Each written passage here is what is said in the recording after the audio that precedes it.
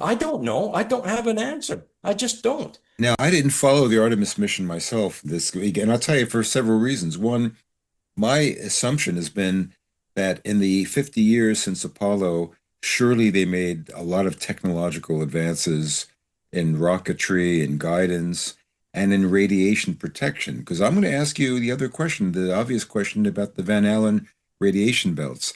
How do you get through the Van Allen radiation belts unless they have by now accomplished some viable form of radiation protection? What are your thoughts on that? Well, this is another problem that I went over with Jera this morning. As a matter of fact, there's one little diagram up here that he sent me this morning, and he did all the math, all of it. And I thought this was very, very interesting, this. And I'll put this up and I'll share this. I know we can just have a quick look at what his calculations were over here. All right, so this is Jera's calculations that he did all by hand. And this is actually on Aulus.com. This is his article that he wrote here. And he's taking apart the proton energy in flux. He's taking it in mega electron volts here. So too much math for me to start getting into. But anyways, he's just going and he's showing you the values. There's the mass. There's the so many protons per meter squared per hour. And then he's going over all this other stuff here, the mega electron volts per hour, joules per hour, gray per hours, and he's working all this stuff out. Well, this turns out to be 50.243 rads per hour. You are going to be sick. And yet, how come these guys seem to come back just fine? This is what we can't understand. And the only reason that we figure that this is because they have placed that astrorad shielding behind the panels. And I made certain that I saved that little clip too so that I could show you. Yep. This is what it had to say. Polyethylene and hydrocarbon polymers used in specific panels and wearable astrorad vests. That is astrorad. Well, Okay. they didn't take any vests, so they must have had it in those panels because there's no other way they could have come back alive. Do you think they have the technology for radiation protection to enable them to get through the Van Allen radiation belts and survive solar flares and a trip to the moon or not? I believe they do if they would coat that whole craft with that astrorad shielding on the inside of the panels, but they didn't do that, and that's a big problem. Jared was also saying that you would have to shield yourself in about, I don't know how many feet of water around a ball, and then Yeah. you would go inside of it if there was a solar flare of X-class magnitude. And again, they didn't have that. You see, the problem with this, though, is the ordinary person is going to say solar flare. I don't even know Yeah, what a I solar know. flare is. I don't even feel it. Radiation, I don't can't see it. I can't feel it. No. All I know about radiation is Chernobyl and something happened and people, whatever.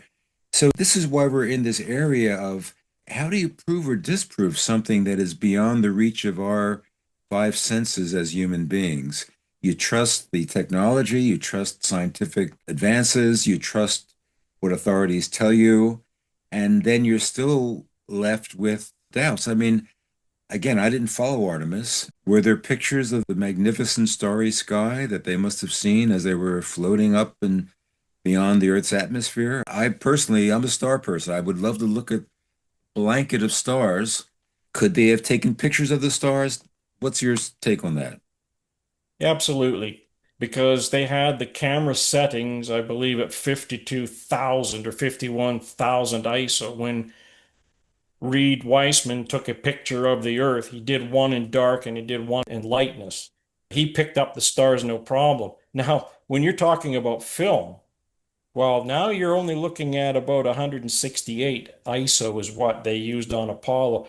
This is 51, 52,000. Allison. So 1,000. So Okay. that's why he got all of the stars. And the same with they took a shot of the galaxy too. They took a pan all the way of the sky like this. And I'm sure that some astronomer out there would be able to make heads or tails of all of that because it would have to all be in the right place. You can't fake Right. something like So that. so Artemis did show us pictures of the stars as they Yes. transited. Okay. All right. Well, that's Yeah. important too. When I thought about Apollo, my first thing is if I'm going to be the first man on the moon, I'm going to make sure I know exactly where I'm putting my feet so I don't fall down.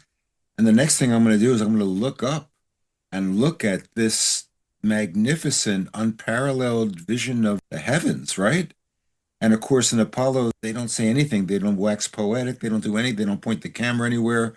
That to me was psychologically such an obvious deficit that was incomprehensible for human beings that have been writing about stars for millennia, navigating by stars, looking at stars, not to have the curiosity to lift your head up and look at this magnificent, unparalleled vision. That doesn't make sense. So that's That's psychological. right. But if you weren't there, Yeah. then there'd be no inclination to do that while you're Right. standing on Earth. Yeah, exactly. If you weren't there and there was nothing to see, then you wouldn't No. you wouldn't. There's nothing. Don't forget the guy that wrote the storyboard for Apollo completely forgot, and that's for all 6 missions. They forgot about the guy orbiting around the moon when they're faking all of the lunar shots on the ground. There was no conversation with them. Can you imagine for 3 days and not talking to the guy that's so called orbiting, the guy that's going to make sure you get back home again? Your only lifeline. If you miss that hookup, that rendezvous, whatever, you're done. You're going to be, interstellar ice cubes or whatever. Oh, yeah. That's right. But the guy that's orbiting, if he's not talking to them on the ground, he could also assume that they're dead. If he can't communicate, why the hell should he hang around any longer? Well, how did they manage that? Was Houston the relay between them? Was Houston communicating with the orbiting guy and then No, the astronauts nobody or was. They just skipped him in the storyboard. He's not there. And that's all 6 missions. They never talk to him. They have to come off the lunar surface and connect with that man. yeah, And there's going to be calculations because every time he's orbiting, it's going to be a slightly different path. right. Then you have to take the attitude of the machine that's sitting on the ground. It's not vertical. But Scott, did they say, is that something they would say, well, Houston handles all that. Houston has communicated with the orbiting astronaut and Houston is lining everything up. Yeah, but the thing is, when they were talking to Nixon, it went from the radio system into the telephone system and then up. That's simple. That's just the same thing we used to do when we were using our VHF radios in the vehicles on the sets. Yeah. I mean, if you wanted to make a phone call, they just patched you through and you're on the phone to the producer in Vancouver or Los Angeles. It's very simple to do. Yeah, but those So guys were all connected all the time. But they just forgot about the guy that's orbiting well, we every went time. through the transcripts looking for information and see if we could find anything of them talking to Collins, and it's pretty Yeah. much there's a couple of them, but for the most part, there's not much there, especially when you want to talk to the astronauts on the surface of the moon, supposedly. You have Collins up there, but there's no communication between Armstrong and Aldrin on the surface. Well, how do they know Collins is even still alive up there? I mean, if he dies, you're stuck there. You're not going home. Well, Well, let's say they kind of forgot about him. But when the guy that's writing the storyboard for the entire thing, there's going to have to be a countdown because that guy's flying 3,900 miles an hour over top every hour and a half. You've got maybe 10 minutes when he comes in that you're able to communicate because he's out of communications when he's orbiting, right? so he can't communicate with the astronauts when he's orbiting. He Yeah. has to be in line of sight. So Line as of he sight. goes around, he's got maybe 35 minutes that they can talk to him. Okay. There's another problem I do have with Artemis as well, and it's to do with the communication because the pro NASA club, they said, well, the reason why we didn't get any of the astronauts turning the cameras around in the windows and bringing them up to the windows was because there wasn't enough bandwidth. But they managed to have enough bandwidth to do all of those live shows inside of the capsule for an hour straight without any interruption. And they managed to get all of the video outside of the craft of the moon, and they had no trouble getting that back. But as soon as anybody asked them to please turn the camera around in the window, the NASA comes out with the bandwidth. We don't have enough bandwidth. This is a laser system they're using. Of course, you're going to have enough bandwidth. That's their excuse. I'm sorry, but I don't buy it. We'll get to Felix and Paul Studios shortly. Back to Apollo. Collins is coming around. There has to be a timing, has to be there for them to launch, to be able to reconnect with them. Yeah. So NASA's got like 40 guys sitting in a room with slide rules to do these calculations. Yeah. And then there has to be a go or no go as he's coming around. Right. I Gotcha. think Okay, they're I going to get get it right the first time. Yeah. So the communication has to be with Collins, has to be with the people on the lunar surface, and it has to be with Houston, and everybody has to agree. And somehow they have to manage to punch into their antiquated little keyboard that they call a computer to run a program to get them up there. Now, this vehicle does not have a gimbaled exhaust system bell housing on that machine when it's taking off. Tell up everybody what It what does that doesn't mean it can't adjust the and attitude of the adjust craft. the altitude or the attitude of the The craft. attitude of the craft, it can't turn left or right or anything else. It's just a solid rocket thruster there, 3,500 pounds. It doesn't have throttle control. It goes off full throttle until it runs out of fuel. These engines have never been fired. They're hand built. They've never been fired before. So maybe it produces 3,500 pounds. Maybe it doesn't. And it's got to go right into the command module, basically, right? Yeah.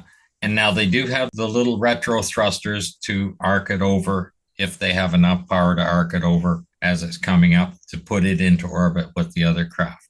But they don't know how much the vehicle weighs. Don't forget, they brought the moon rocks on. Did you see them with a scale as they're loading them on so they know how much they weigh?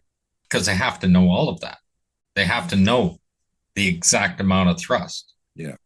They have to know exactly when they're going to take off. And they've only got a couple of minutes to decide that before it's arcing over and past, and then they have to wait for the next orbit.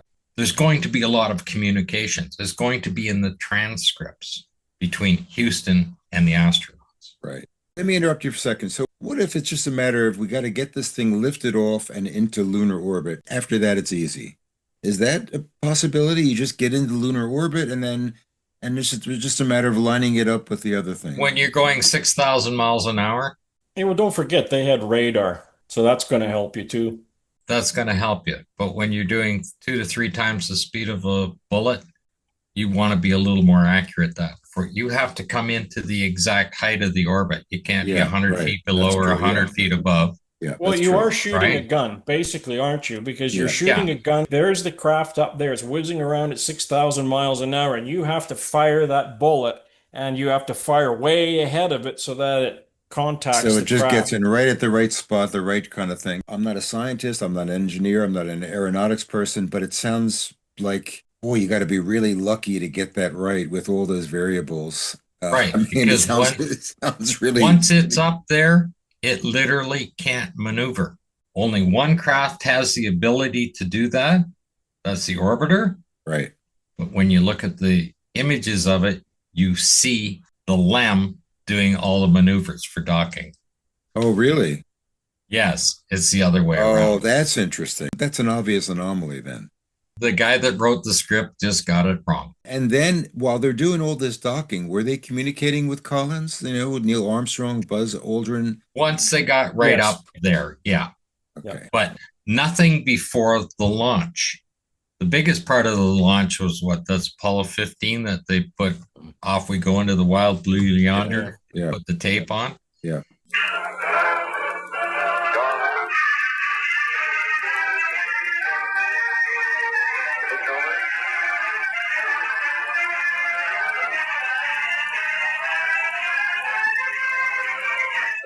But you can't hear the engine run. The top of the engine is physically inside the craft with just that cover on it. Right. You can't hear that, but you can hear that tape running. I know the And by tape. the way, the LEM was pressurized at that point, so you would be able course. to hear that engine run. And of course, they choose this iconic song. I mean, it's a masterful propaganda ploy to have That's that what it song. was. Off we go into the wild blue. I mean, it's perfect, right? It's Hollywood. Like It's Tom really- Bosley used to say. It's- Remember Tom it's- Bosley? That's it's Hollywood. So let me get back to Artemis. In conclusion, did Artemis get out of low Earth orbit? Did Artemis orbit the moon? Did Artemis do any of the things they claimed they were doing? We'll go with Scott, you first, Robert, you second. How's that? My personal opinion, Yeah, Felix and Paul Studios did all the zero gravity simulations for them. They didn't have to go anywhere. They didn't even have to be on that craft. I don't believe when you look at the amount of radiation and problems they had that you would possibly put anybody and risk their lives on that vehicle. Okay. It's not that they didn't launch something, that's real, but it's where does the fantasy start? And now Felix Robert, and Paul Studios, these images here he's showing yeah. of that. There are other shots of them doing that before that, and they're on cables, and then they just make the cables disappear.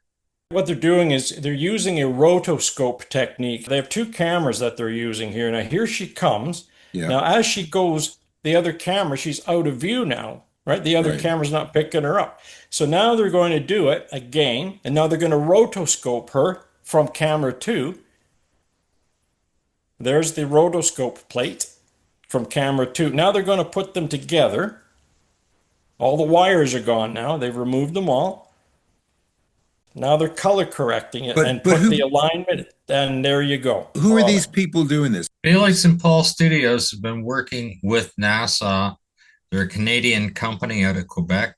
They're heavily contracted even with the Artemis program as well, but they've been doing it for NASA for the ISS for many, many years. Okay, so that was a shot from the ISS, this shot here? Yeah, they've been doing zero gravity simulations for them. Okay. And this is for their virtual system, right? They have those goggles on, and it's called Virtual 360. And this is what they're making this for, so that you can go and have the 360 immersion experience. So my question is, why don't you just keep camera two where it is, keep camera one there, and just watch her go around the corner? Yeah. Why do you need to put rotoscope for camera two and then align it, then color correct it? This it's just doesn't make sense to me. And now they are heavily into Artemis 2. When you look it up and Google it, you Google Felix and Paul Studios, the ISS is passe now. Everything's Artemis 2 they're working on. Right. Why? All right. Why? So this is a smoking gun issue. We don't really know. It's a smoking gun kind of thing. But so Scott, you're saying Artemis did not go beyond low Earth orbit and did not circle the moon. It might not even made it to low Earth orbit if there's nobody on board. It wouldn't matter. I want to see the re-entry with the flaming ball taking that heat shield off, coming down through the atmosphere on camera.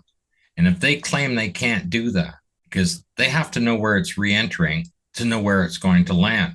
They put a helicopter right over top of the parachutes.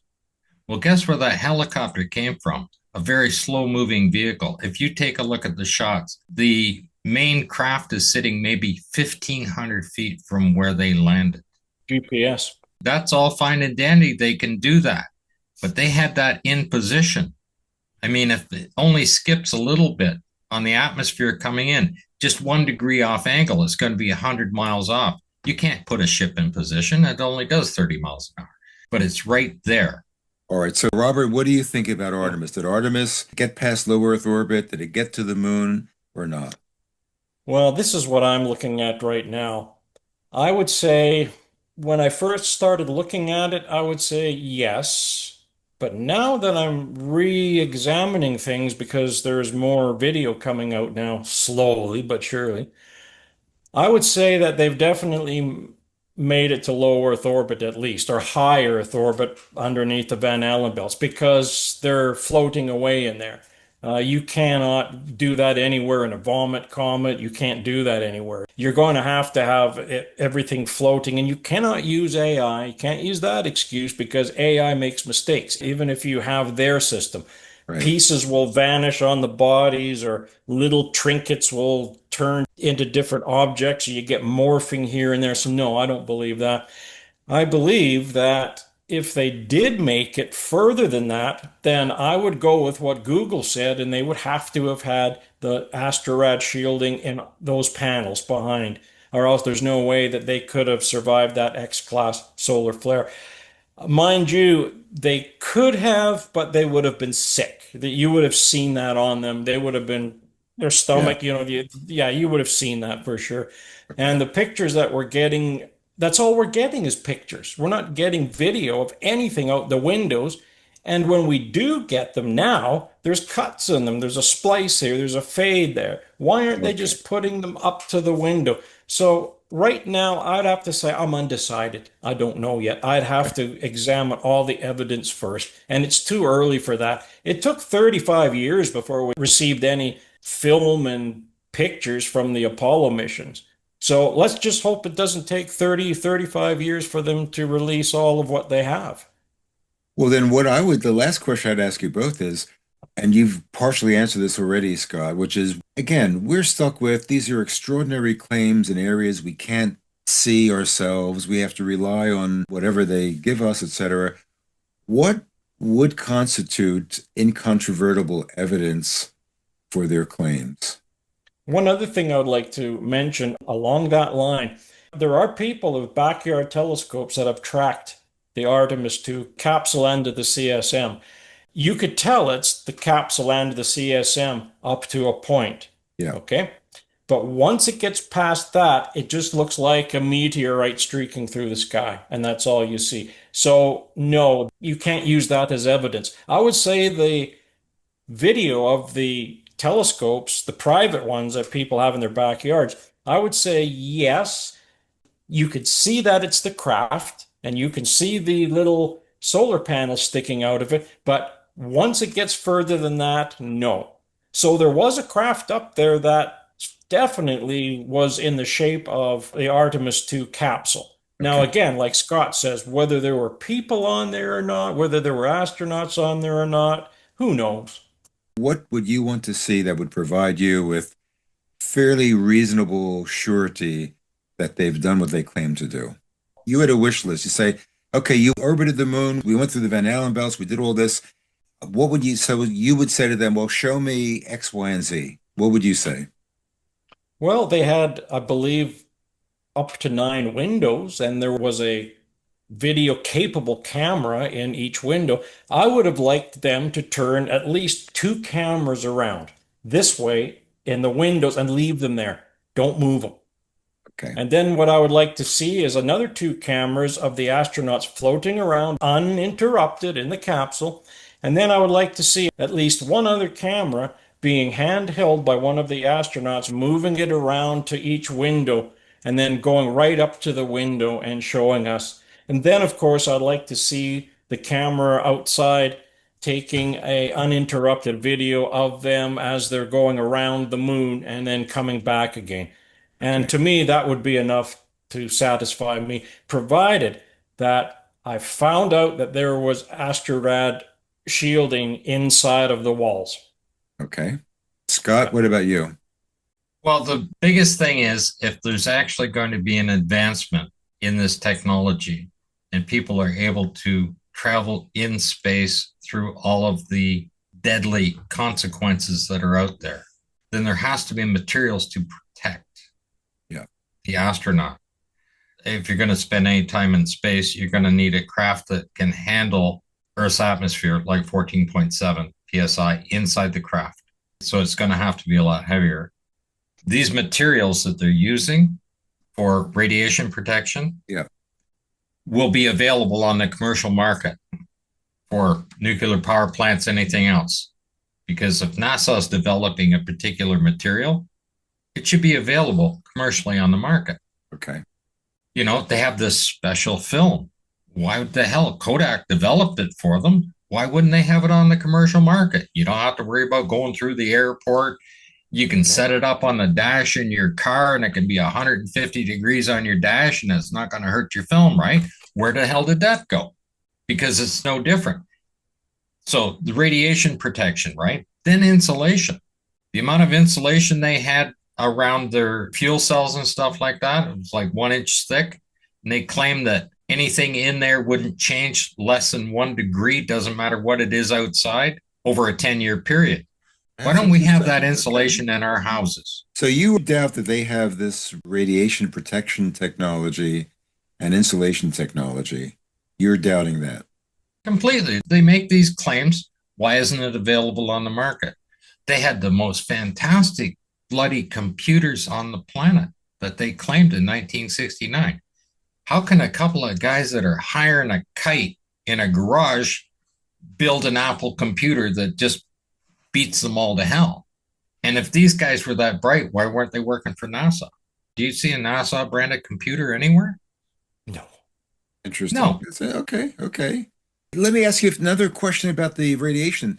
How does the equipment survive going through the vent? I mean, I believe that they've had lunar orbiters that have photographed all of the Yeah, I moon. I do. believe that they were able to accomplish that. I also wrote about the fact that they claimed they had orbiters that were close enough to give you the resolution of a card table, which is pretty fantastic resolution.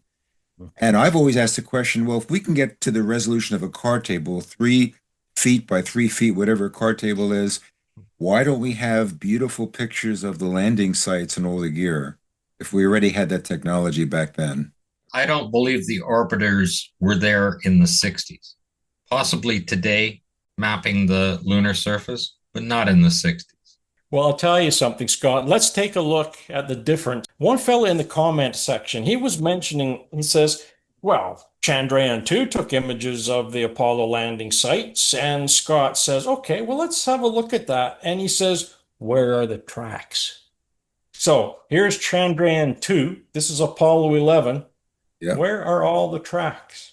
And yet, we take a look at the LRO from 2009, the Apollo 11.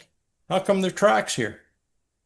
And yet you could see the landing pads 1, 2, 3, 4. Matter of fact, this one's even closer. There's pad 1, pad 2, pad 3, pad 4 has been kind of chopped off. I've swung this around to bring it up like this, and you can tell what's supposed to be the LEM here. But Yeah. there's no tracks anywhere. Where are they? What year was that taken, the Chandrayaan 2? Google, they're saying that the Chandrayaan 2 orbiter captured high resolution images of the Apollo 11 and 12 lunar landing sites between April the 2nd and April the 5th, 2021, at about an altitude of 100 kilometers or 60 miles. 60 miles. Oh, 60 miles is that's nothing. Could you not argue that the micrometeorites have just pulverized it into sand and destroyed all the track evidence? Well, then why are all of the LRO images that were taken in 2009, every last one of them shows the tracks? You'll find all of the tracks on all of the LRO images, but you will not find them over on the Chandrayaan 2 images. That's my point. Why? Yeah. Okay. You can't even match up the craters between the two. It's funny you said that because the craters, they're 180 degrees out of phase. When you try to take the original image and you turn it around, you mirror it.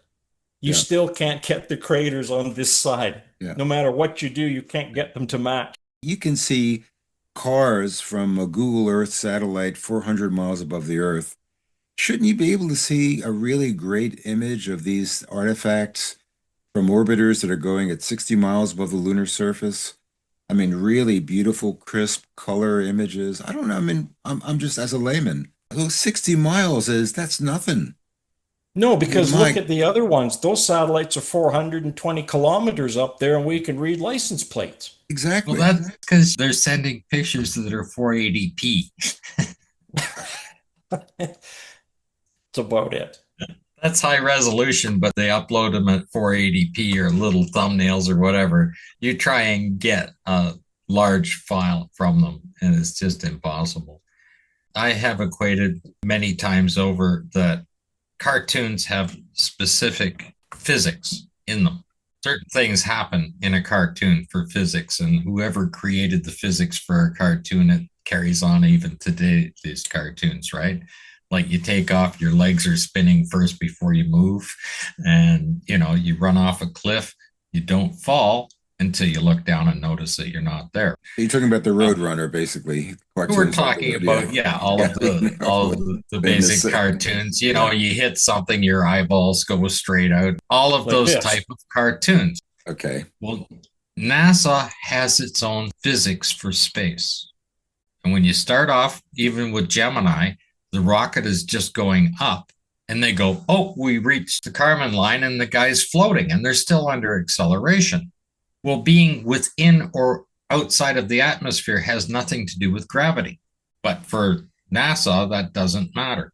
Yeah, but they float, Scott, because once the power has been reached, you're at equilibrium again, both of you and the craft, even though the engine's firing, but not at first. Did you see what happened to the Soyuz astronauts here? As soon as that engine shut off, they went like this back in their seats, right? And then all of a sudden, the equilibrium's caught up. Now the craft and they're going at the same speed, and now the toys start floating around the cabin. That's just the way physics works. I know, but they get it wrong so many times. You're dealing against gravity, okay, and you're dealing with kinetic energy. And the difference amount of kinetic energy a person has compared to the weight of the craft is two different things. They have to be equal. And that's what happens when, as soon as the engine And as like soon as this, it's and then not it equal, kicks then and they're like going to this. be pushed up one side of the vehicle or not, right? Well, Well, they then, are. We could see that they are until that engine stops firing, and then they get that jerk back into the seat. The craft and the people inside of it are at equilibrium, and then everything Right, starts floating. Or that's what we right. see in everything. with respect to the orbiters that have gone up to the moon, I mean, I understand that the Soviets have landed an unmanned craft on the moon. The Chinese have landed an unmanned craft on the moon. Was it the Soviets who brought back the turtle that went around the moon Yeah. and all that? How do you protect instruments from radiation damage? Do they need the same protection? Without the Van Allen belts there, what do you think's going to happen to them? They're taking the full impact from the sun without any protection. It's going to cook their equipment. They use lead. The shell that the cameras were in, Yeah. they were lead Okay. coated, and they were pressurized to 1.2 to 1.5 psi with nitrogen in it. No, the Zond 5, the turtles, there was no lead shielding whatsoever. They wanted to see if the tortoises could survive on their Yeah. own, and what they did was they said they tucked their heads in their shells to protect them. Anyway, so I just thought I'd just put that out there. Thank you. Okay. Okay. Yeah, I understand they're more resistant to radiation, the turtles, than to human beings, Oh but yeah, they are too. Turtles, cockroaches. Oh yes, yeah, they all can. that. Yeah.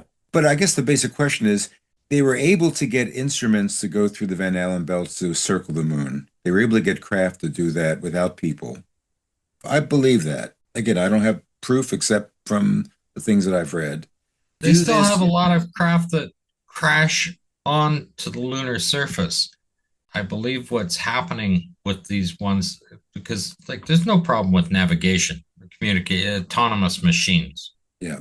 to navigate to the moon in this Okay. day and age. But Okay. when you see the number of them that fail to land correctly from any country now, Yeah. I believe because they're in communication with them, when they get down towards the surface of the moon, they're losing communications probably from perhaps the lunar surface is so highly irradiated over billions of years that it just is interfering with the thing. It might interfere with the autonomous operation of the craft as well. But what about the one, Scott, that was inside of the crater? It tipped over, went in the crater, and how could it be communicating anything? Now there's no line of sight, and yet they're still getting pictures back. Again, for me to get to believe in Apollo or to revise my opinion of Apollo, I would like, at the very least, to see one of these other lunar rovers that they're able to launch and get to the surface of the moon, get close to the sites and take some high resolution pictures of the landing sites. Although there's a caveat, which is now with trick photography or AI, whatever you want to call it, I suspect that if they're going to end up sending us images that have been completely manufactured.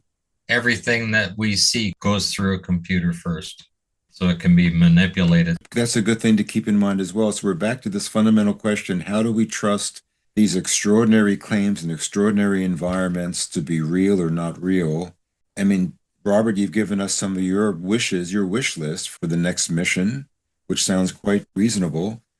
And Scott, I still want to get back to you. I would like to see that flaming ball hit the atmosphere, actually. I'm with you on that one. I would really like to Yeah. see that fireball. Well, we saw with the space shuttle on the reentry. You see it burning up and stuff like that. They were able to shoot that from the ground. They knew where it was coming in. Yeah. Of course, they had full Yeah. communication with them, and they already had full tracking of it in its orbits anyway, right? Right. That's a little different than Artemis coming back because just even a thousandth of a degree off when they're doing calculations and they're so-called coming back halfway back from the moon, It can be hundreds of miles off doing that.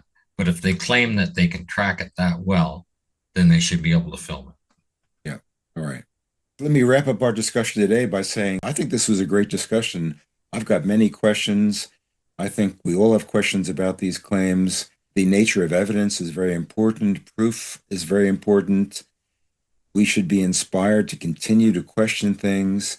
There's so much BS floating around, and I don't mean that as a pun. I mean, really, people are propagandizing each other ad nauseum, and governments do that, and agencies do that. And NASA has an incredible record of putting out, I think, just great propaganda. So I'm erring on the side of I'd like to see more before I believe they've done anything, actually. And the other thing is, there's something about these astronauts. That woman, she was asked a question and she couldn't Well, even she answer went the. blank. Yeah, she went blank. I mean, she's asked a question that any red-blooded human being would say, "My gosh, we couldn't believe what we saw. We Yeah. see this and that." And she just says, "Yeah, that She's to following a me, script. yeah, what the hell is that all about? I just can't believe that." I see they finally have the Artemis 2 4K footage of them going through the atmosphere with the big fireball now out the window from inside the craft. I want to see it from outside. I want to see them tracking it in. That's what I want to see. Yeah, it's too early though. This is the whole point. It's too Oh, early. I mean, this is quite the flame from inside of this window. I've already seen the footage of that. One So thing I would like to say, because a lot of people claim Artemis proves Apollo. I think Okay. Artemis disproves Apollo. I think that's the whole purpose of it, actually. But they're claiming, oh, because they were able to, just fly around the moon and come back, that proves that Apollo did it as well, right? If successful, actually disproves Apollo because it is so complicated, it is so hard, it shows us what really needs to go into anything that gets us above low Earth orbit, that we could never have done anything remotely like it back in the 60s and 70s. That's how I see it. The thing I'm have said on many occasions is if they actually land with humans on the moon, Yeah. the photographs, the ground photographs are going to be completely different than any other picture you've seen of the lunar surface because there's going to be 4.5 billion years of cosmic dust buildup on that. And they can't simulate that. This stuff is so light and so fine that it levitates with a photoelectric charge. So Mm. if you disturb it, it's not coming down again until the sun goes away. That will be interesting to see. And I'm with you. Listen, I believe that our technology is advancing really logarithmically in a way that's phenomenal. I'm not privy to it. I suspect they are going to crack the radiation problem if they haven't cracked it already, the radiation protection, but I don't know. I would want to see pictures from the lunar surface. I mean, I'd love to go to the moon myself, to be honest with you, but it'll never happen to me. I won't be able to do it, but I would love to see real pictures from that surface and real pictures of the heavens from that surface. I don't know why they ignore the heavens in all these missions. Robert, you said Artemis did take pictures of the heavens, so I want to look at those pictures myself now. And that will incline me more towards their ability to have achieved something. And I guess we will see. I mean, we may not live to see the time they put humans on the moon. Maybe we will. Maybe it'll be quicker than we think.